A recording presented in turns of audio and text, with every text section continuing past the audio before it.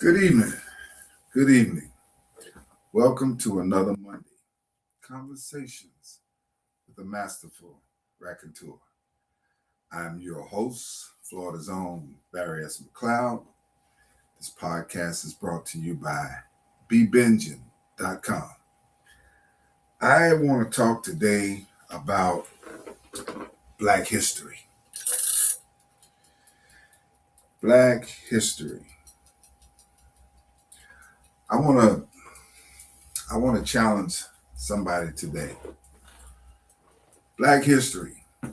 Have you made any contribution to Black history? What does Black history have to say about you? You know, every February is Black History Month, right? And we um, we celebrate so many leaders who have contributed to Black history, and I tend to I like everybody has love for Martin and Malcolm and the likes. Everybody who had to do with the civil rights movement and the times during the civil rights, whether it was the Nation of Islam, whatever, you know. In our own communities, we have people who have been significant when it comes to um, Black history. And it is so easy for us to call out names and celebrate and mention people who either are known globally or known nationally or known uh, in our own individual communities. But I pose the question to everybody that's watching me right now. What have you, what have you, what have you contributed to Black history? Now, you got to understand something. Contributing to Black history is not just about doing the kind of things that Martin Luther King did, or Malcolm X did, or Barack Obama did, anything on a grand level like that. That's not only Black history. Every single individual who you can think of their name just like that represents uh, Black history in terms of doing something very profound and huge and impactful to the masses. Every single one of them had people behind the scenes that were supporting them.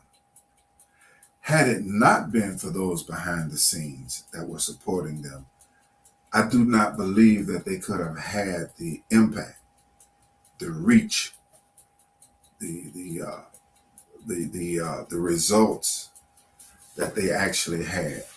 I just don't believe that would be so. You know, most of the time when you see someone, even locally, when there's a special event, like for example, a MLK banquet or something like that, and most cities have that.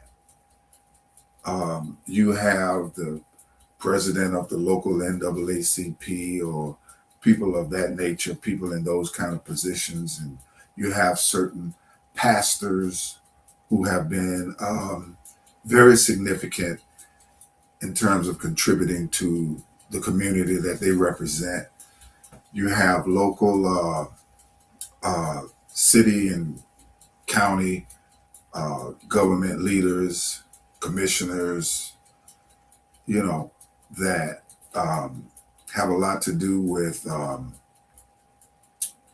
making things happen and for their community, and putting certain emphasis on the necessities of the Black community and fighting for rights and benefits, et cetera, et cetera.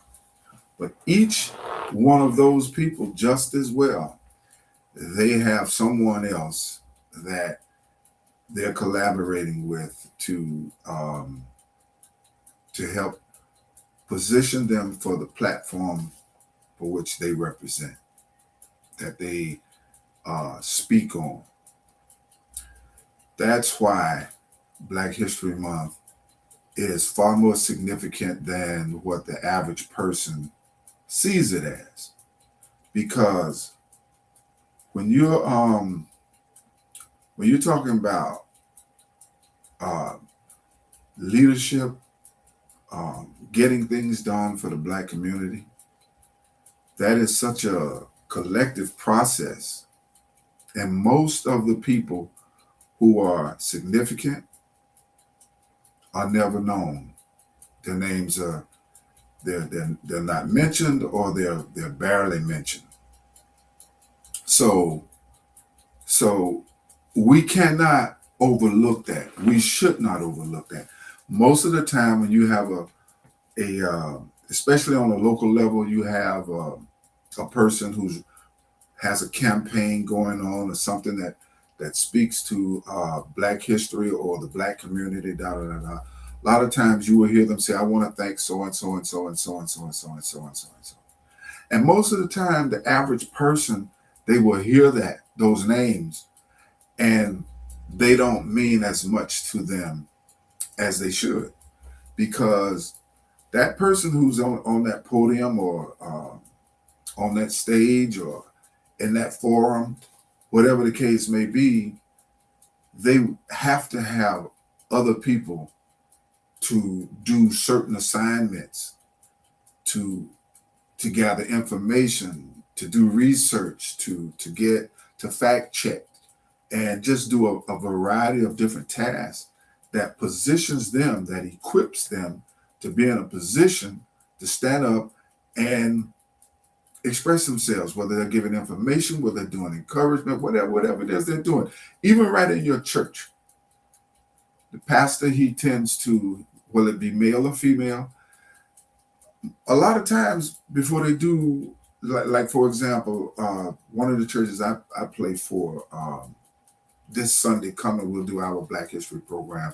Some churches have already done it, but most of the time, the pastor that speaks on Black history, a lot of times they discuss with their spouse, or somebody else, about various things, and then they discuss with the church secretary or somebody involved in the church about certain things, so that the information and the message is clear and on point.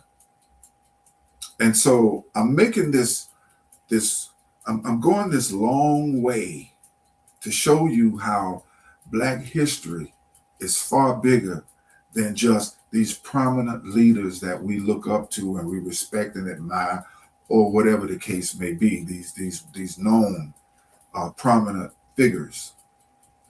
And so it brings me to this question: are you Black history? What Black history have you uh, done that you can be proud to say is significant? Let me break it down to you a little bit further here.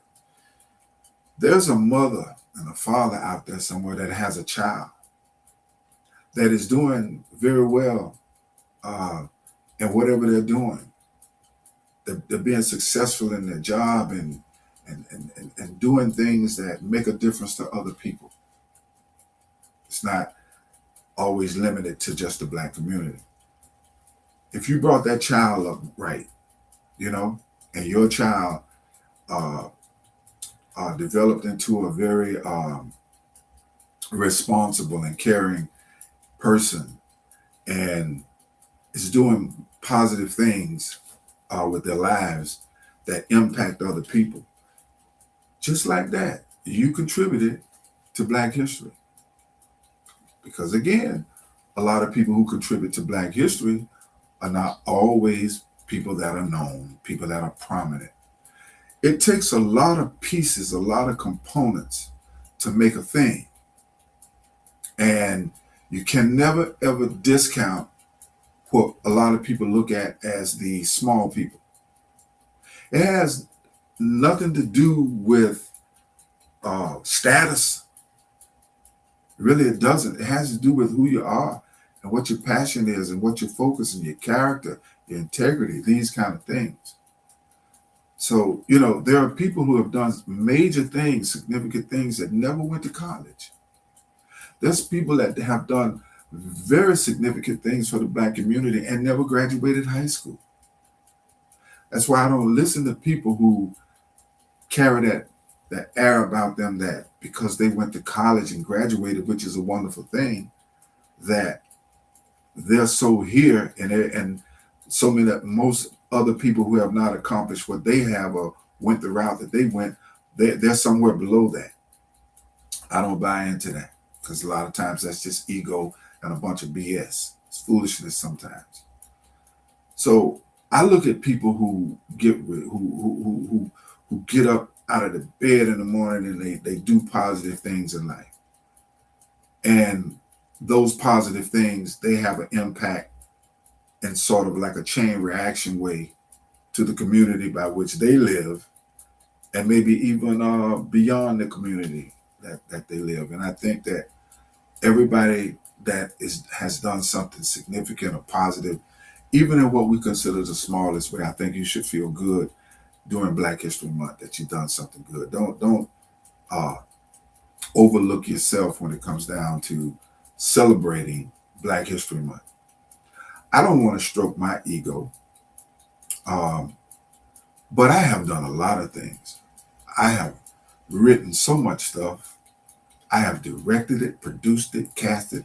I have given so many people an opportunity to be a part of something that most of them, it was just a fantasy until they got in touch with me. We crossed paths, or somebody told me about them. I reached out to them, or they reached out to me. However it happened, I've had so many talented people to be a part of my productions who had never done anything like that before. They only fantasized about it, and I was the one that said, "I recognize your talent.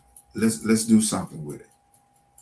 And they've gone. A lot of these people have gone on to be in other people's productions and doing marvelous things, and some of them are just satisfied with doing local things. For example, if you don't know me, I've done a lot of stage productions. I've done more stage productions than I've done filming and stuff. I do film a lot now, but uh, um, so many of the actors that I have cast and directed who had never done anything like this before, they're now in other productions being directed by other people and doing Black History Month productions. So I'm not coming out of an arrogant bag. I'm just saying that what it is what it is. I put in the work. I've contributed to my community. So many over the years, churches have reached out to me and asked me to do productions for their church to raise money for their building funds and building new churches and their community outreach, etc. And then they've taken and fulfilled those goals. And inside the church, they have just done so many things for the community and beyond, and collaborated with other churches. This is my Black history. Okay, so I'm trying to reach you to get you to think about what have you done, what have you contributed, because I guarantee you've done a variety of things that qualify for good Black history. And if you don't mind, write it in the comment. Let other people know that you did it. This is Black History Month. So it's not about being arrogant. It's about uh, just saying the truth, what it is. I can remember when I took my shows on the road. I've been out in Shreveport, Louisiana, Augusta, Georgia, Valdosta, Brunswick, Columbus, Georgia, uh, Key West, Melbourne, Tampa, Orlando, Jacksonville, lots of cities right here in Florida. And I meet people for the first time, and people come up to me, and I've had people to say to me things like, "Man, I really appreciate your work. What a good message." And then I built relationships with some of these people because they're doing things in their community and they're benefiting other people. And sometimes they've invited me back. You see how this thing works. You know, you might do this much, like you might do one thing and it touch one other person, and that other person does something and it touches 2 or 3 people, and then one of those 2 or 3 people, they do something and it touch one person, and that one person, it touches 4, 5, 6 people. It's just a trickle effect across the board, and it's pretty special. So this month being Black History Month, I said all of this because I want to encourage somebody to be proud of who you are. Be proud of who you are. I saw a photo today on social media of a slave that had been brought over and right off the slave ship. That his hands was bound and he was entrapped in a net, and it was just the saddest picture. This is the saddest picture. A real man that was captured in his own native country, kidnapped, brought over here as a slave, mistreated, brutalized, many. And I looked at that picture and I thought, if it were not that this man, this slave, if you will, if he was not so strong on the inside, if he did not have all of that strength, and all of the other slaves did not have that strength, that inner strength that goes way deep down in the soul. If they didn't have it and had given up, all of us African Americans, I think our story would be very different. We have to find a way to appreciate the first wave of slaves that came here. I don't even want to go into how they were dogged out, mistreated, murdered, tortured, embarrassed. Oh man, it was ugly. It was so ugly. And yet, many of them dealt with it and survived. And they had babies. And then those babies had babies. And then those babies had babies. And here we are. Here we are. We have quite a lot of Black history that we should be proud of, especially the dark, ugly, some of the worst times. Those people were so strong. They were so strong, they endured. And because they endured, here we are. So what Black history do you have? What can you say? Why don't you write it in the comment? Share it with somebody else. That, you did something that you can be proud of for Black history. Because I am very proud of all that I have done. I am very proud. I'm very proud to have worked with so many different people. I'm very proud to have given the gifts that I was born with, blessed to have. I've given it to so many people.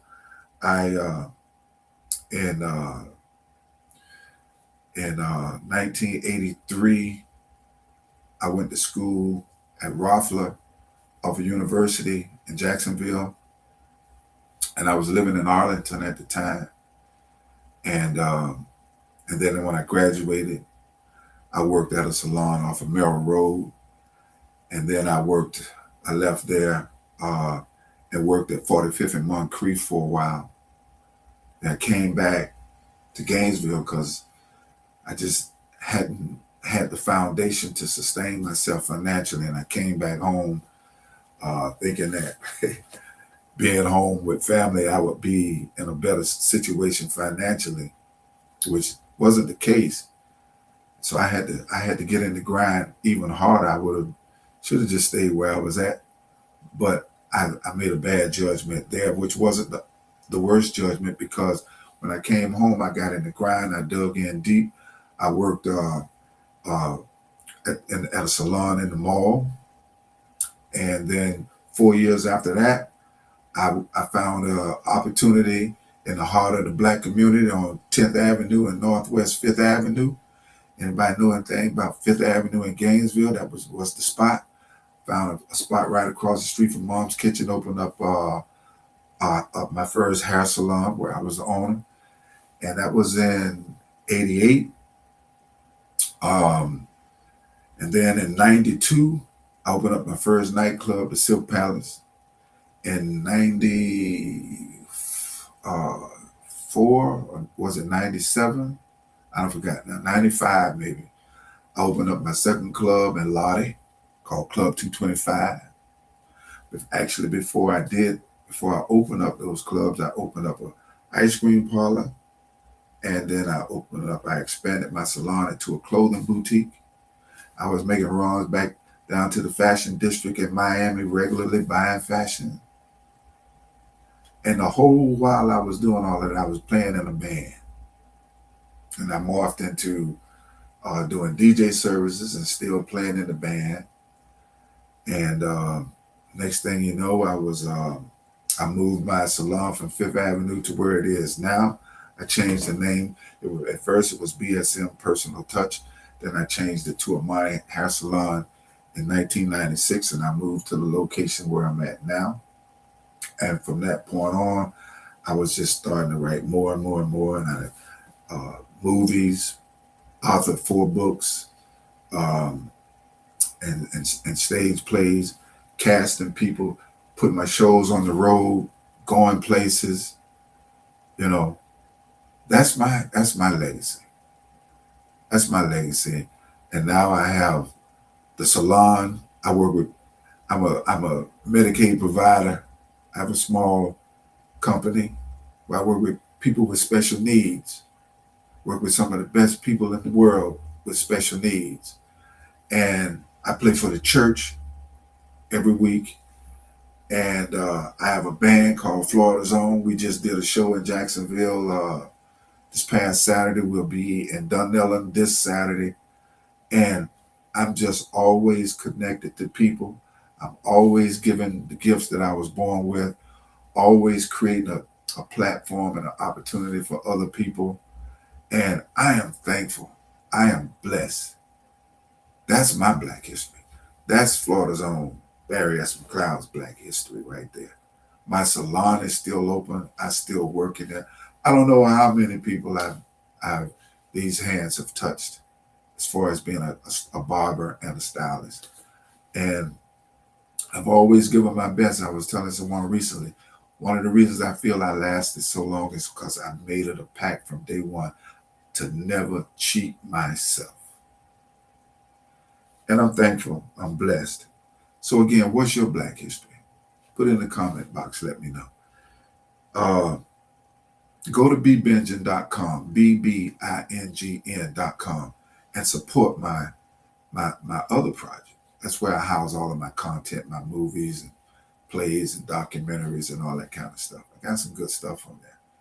And go there and check it out. And while you're there, subscribe for $2.99 and support the cause, okay? I appreciate y'all touching in with me this evening. I'm going to touch out right now. And I come like this every Monday when I can, different times, but usually around 7-ish. And I do conversations with the masterful raconteur. I want to send a shout out there to my cast of SheDaPlaya and the band Florida's Own, and everybody that's collaborating with me on projects that I'm getting ready to do. Florida's Own Barry S. McLeod, truly the right kind of different. Y'all stay blessed.